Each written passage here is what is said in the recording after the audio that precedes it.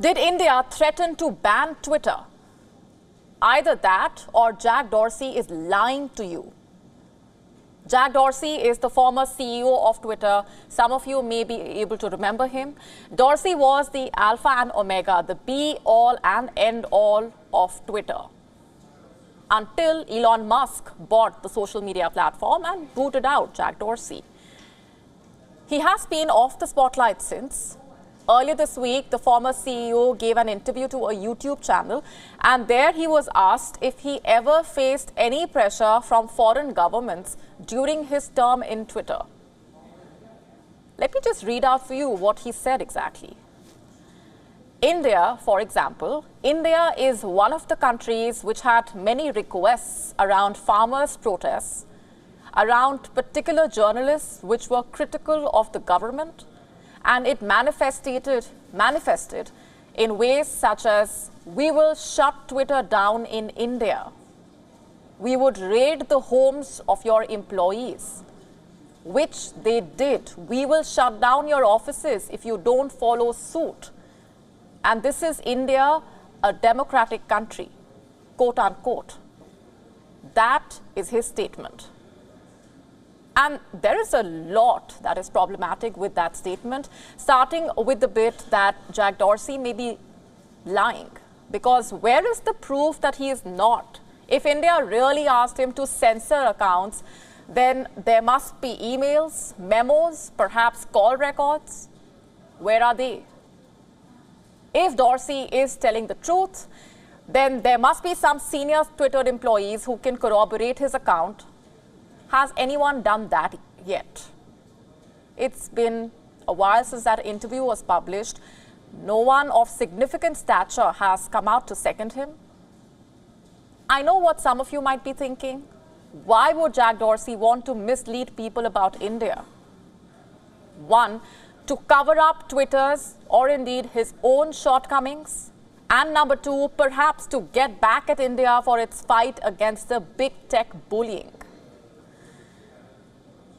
You see, in that preposterous reply, Jack Dorsey is referring to a very sensitive period, the farmers' protests. There was tension, rioting. There were elements trying to spew hate against India, push a secessionist agenda. Fake news was the weapon of choice for these elements. A lot of this fake news was spread through Twitter. I don't know if you recall this controversial hashtag, Modi planning farmer genocide. It was inflammatory, to say the least. India wanted to work along with Twitter to block such hashtags and accounts using them. Why, you ask? Well, to ensure violence does not erupt because of some baseless conversation online.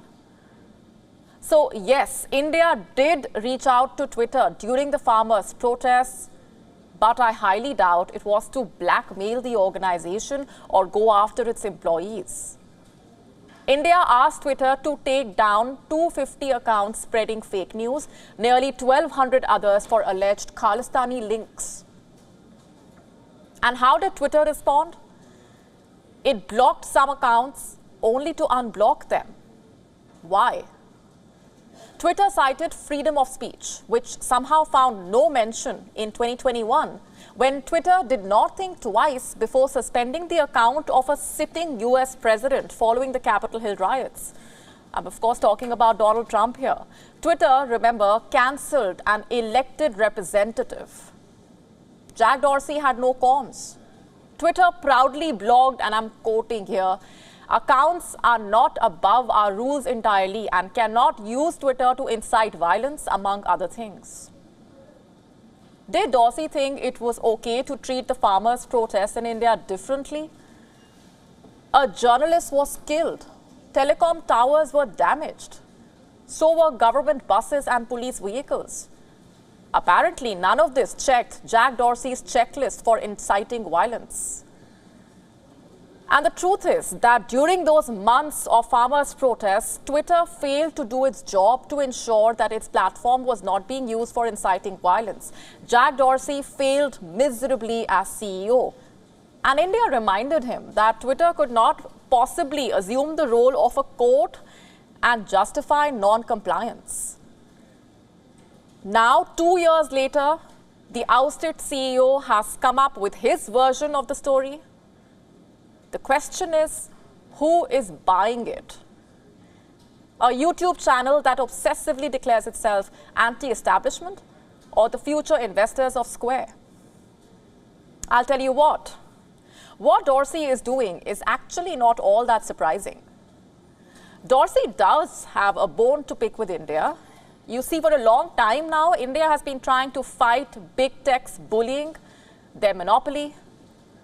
In 2021, for example, India announced reforms that would hold social media platforms accountable to legal requests.